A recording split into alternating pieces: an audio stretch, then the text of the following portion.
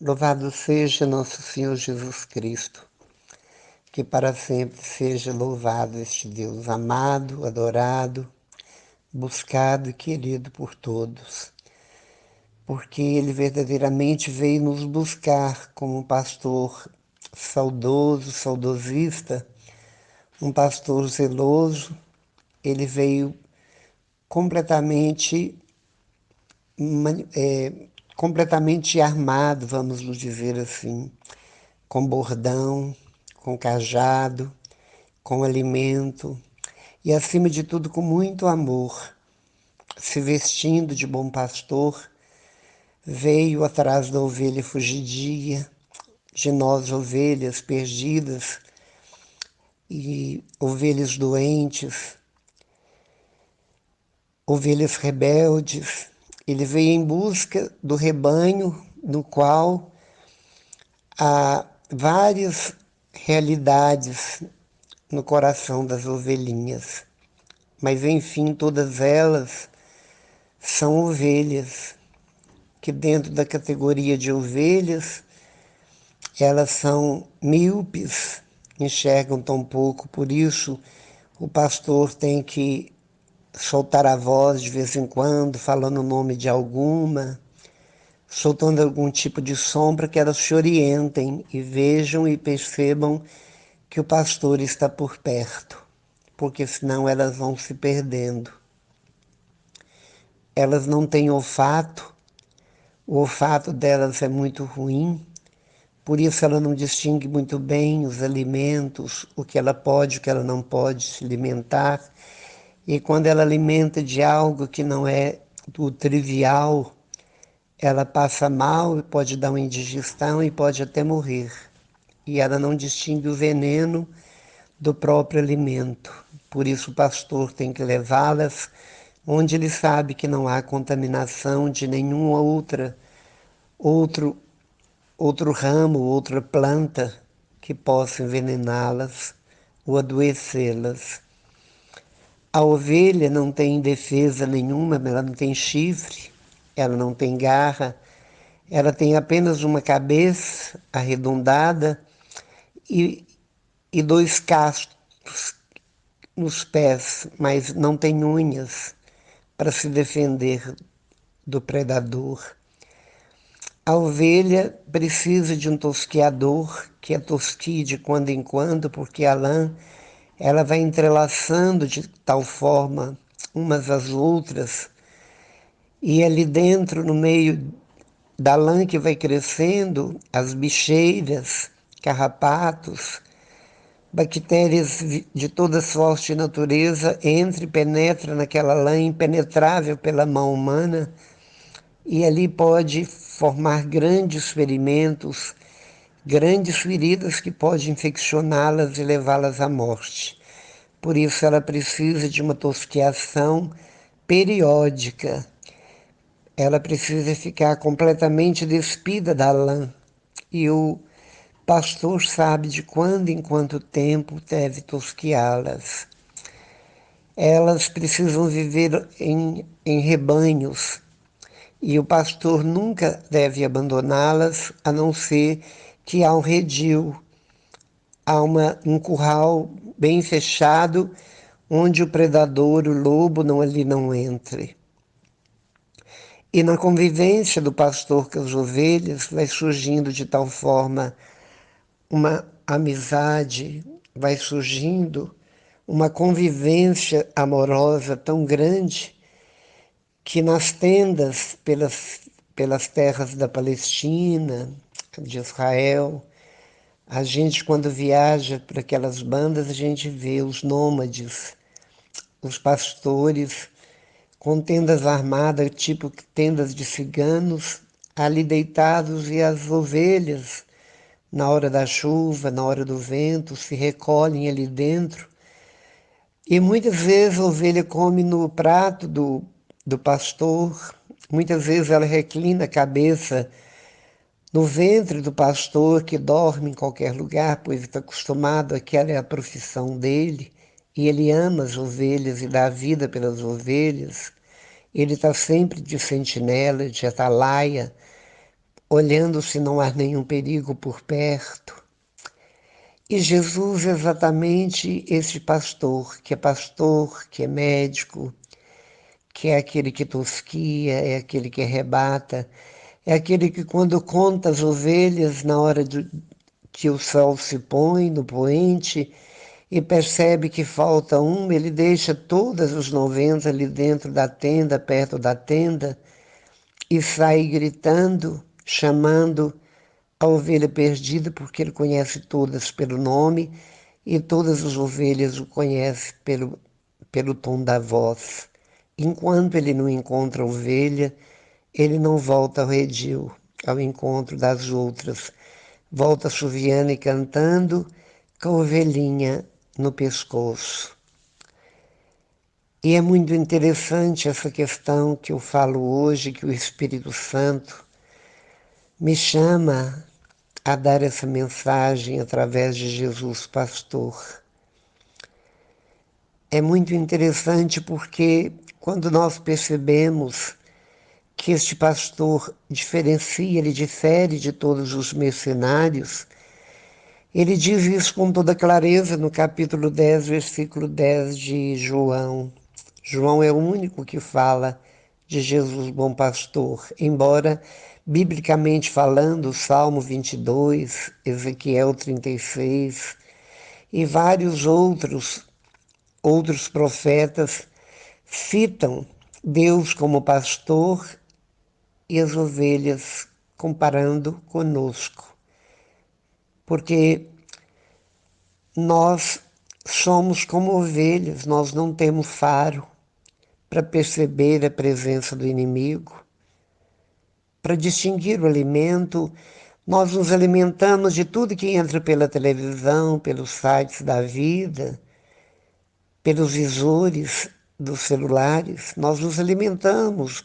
Há pessoas que nas noites, muitas vezes com insônia, plugam em canais evangélicos ou de religiões estranhas e diferenciadas e ali se alimentam daquilo que qualquer pastor esteja falando, e se for uma oratória bonita, vai engolindo e bebendo, envenenando, contaminando de tal forma que mina a fé original, a fé verdadeira, a fé cristã católica, apostólica, romana e mariana.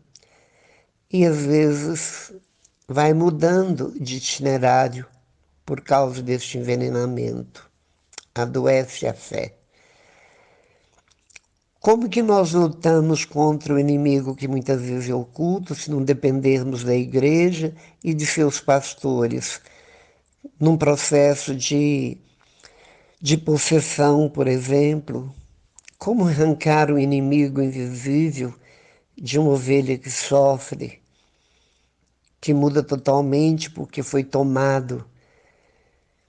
Quantas vezes somos tentados por inimigos externos e muitas vezes nós somos os maiores inimigos nossos mesmos, como acontece com as ovelhas que rebeldes, ovelhas negras, como dizemos, quando temos um irmão, um jovem, um pai tem um filho que foge completamente da linha da educação, da linha dos valores que ele abriu diante do filho.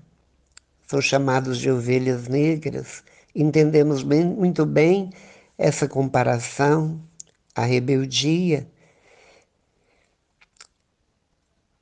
E quantas vezes nós não precisamos, quantos que não vão aos consultórios dos psicólogos falarem de problemas pessoais porque estão nervosos, estão estressados e precisam desabafar e vomitar problemas, acontecimentos, e exatamente nessa terapia de falar com um profissional que melhora, às vezes, certas questões, mas nós sabemos que uma boa confissão, onde nós falamos com nossos pastores e eles vêm nos aconselhar com conselhos que muitas vezes difere da ciência, difere da psicologia, porque a falar da espiritualidade, do segmento de Deus, muitas vezes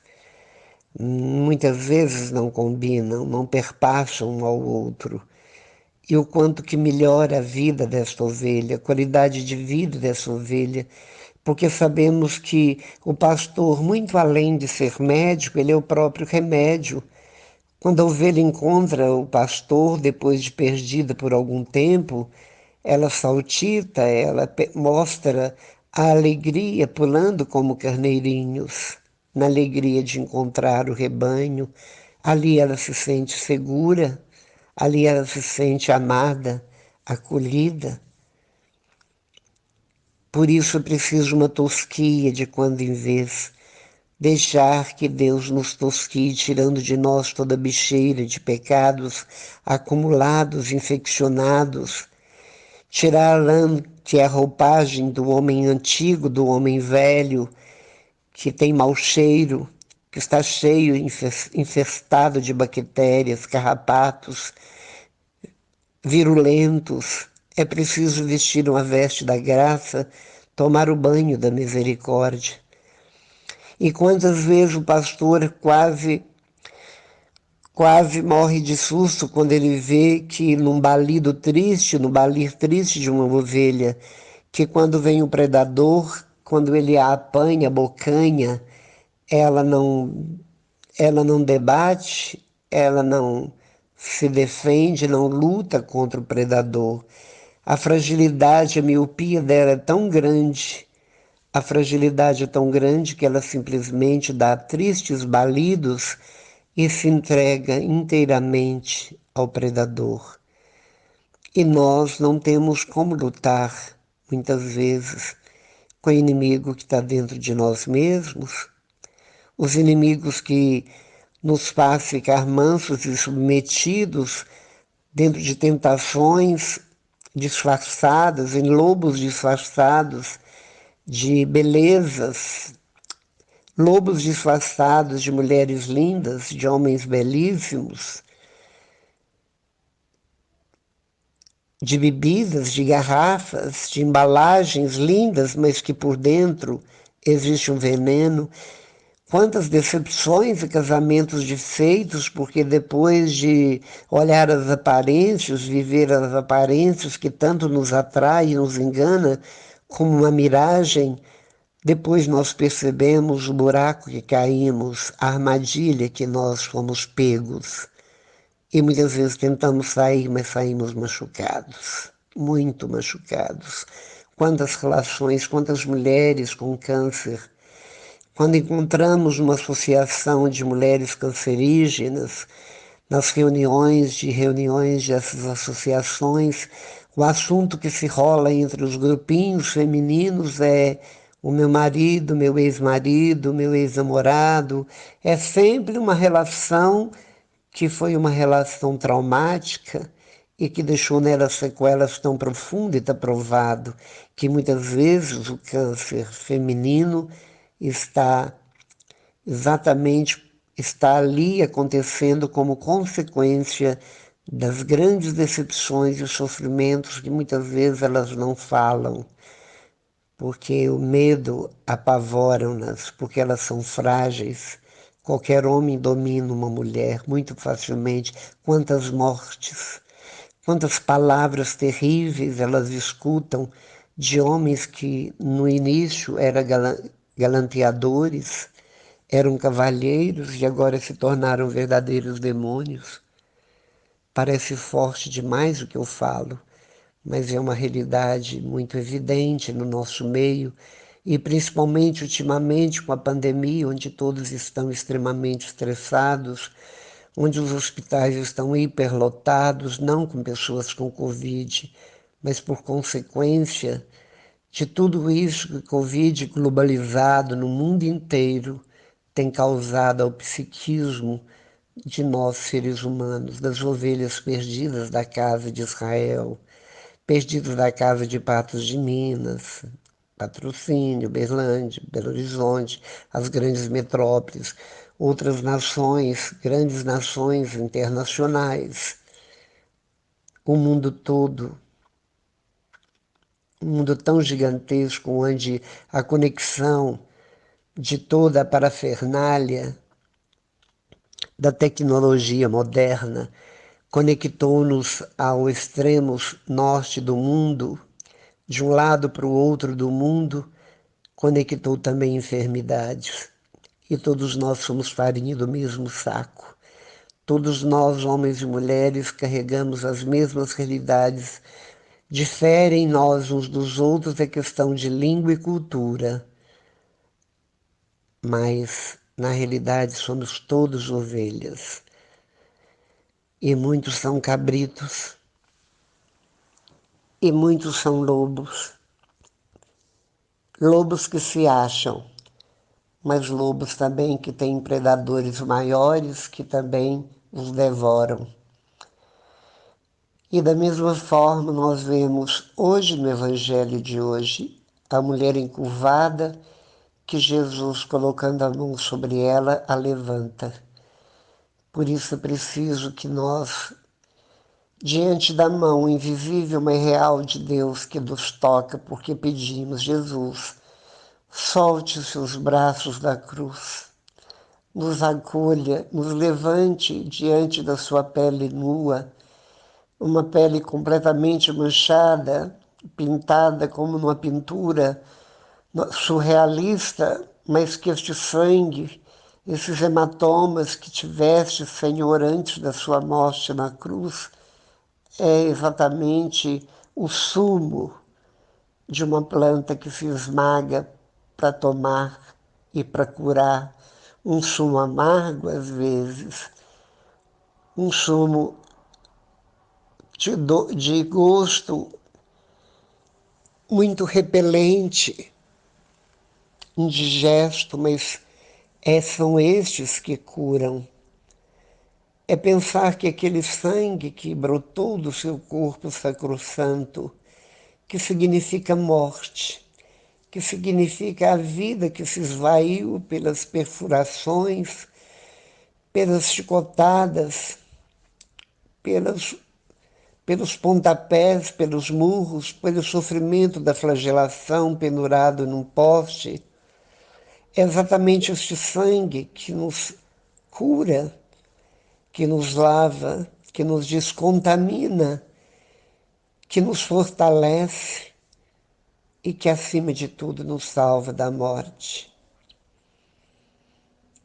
É pensar que não tem outro médico, que todos os médicos que temos no mundo nos curam dos nossos problemas físicos, às vezes o psicológico, depois de tantas sessões, gastos de um tempo enorme, mas espiritualmente é o Senhor dentro do sacramento instituído e que conseguistes para nós na cruz, no grito que destes, quando o infarto fulminante arrebenta seu coração.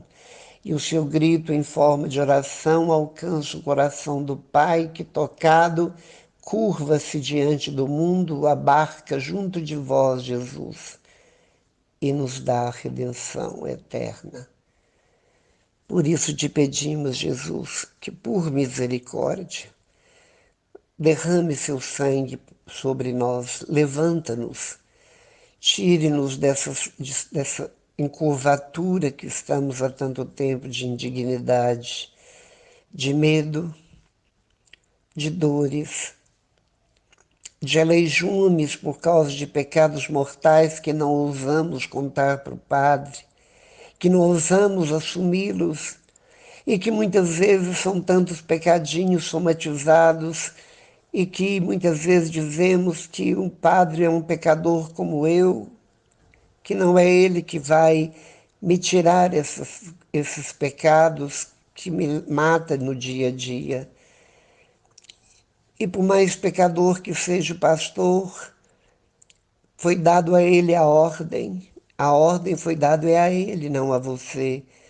Que quando julgamos que um sacerdote, um pastor é pecador, nós estamos julgando, e quem sou eu para julgar quem quer que seja? Quem sou eu para condenar quem quer que seja, ainda mais um consagrado de Deus, que biblicamente Deus nos fala, não toque nos meus consagrados. Porque todos os problemas de pecados que ele carrega são problemas dele com Deus e não conosco. A nossa relação de padre, fiéis, de ovelhas e pastor é a relação da cura e da libertação e da salvação que Jesus nos dá através da igreja, que é a triagem que nos leva para o redil da eternidade do céu, onde o Pai nos aguarda no rico manjar.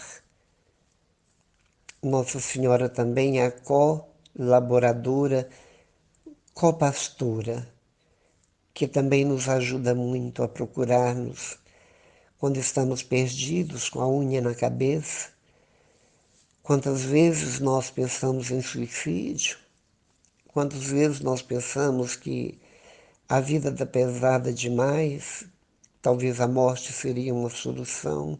Olhemos para ela, que em nenhum momento, mesmo os mais caóticos, não passou nada disso pela cabeça dela, ao contrário, ela se manteve na dignidade de pé. Por isso a mulher encurvada se levantou, mesmo sendo condenado pelos seus contemporâneos, os judeus da mesma religião. Mas Jesus não veio para ser como um deles. Ele veio para poder mostrar o caminho que era ele mesmo, nas suas atitudes, que muitas vezes para eles ia contra o judaísmo, mas o amor suplanta a lei, assim como a misericórdia suplanta a justiça, porque se formos julgados pela justiça estamos fritos, mas a misericórdia suplanta a lei. Por isso Jesus diz para o Pai, diante de toda a humanidade, de todo o tempo, lugar, Pai, perdoa, porque eles não sabem o que fazem. Somos ovelhas míopes, não temos faro, não temos defesa alguma e precisamos da tosquia e dependemos do pastor, querendo ou não precisamos, mais cedo ou mais tarde. Por isso, obrigado, Jesus, porque na sua paciência de pastor, o Senhor está todos os dias, em todos os momentos, sempre velando por nós. Vele por nós, Jesus. Cuide de nós, de cada ovelhinha. Dai-nos, Senhor, a vida e a vida em abundância, pastagens verdejantes, água cristalina, um dia ensolarado, um calor que penetra nossa alma e nos enche do teu amor. Amém. Estivemos unidos e reunidos em nome do Pai, do Filho e do Espírito Santo. Amém.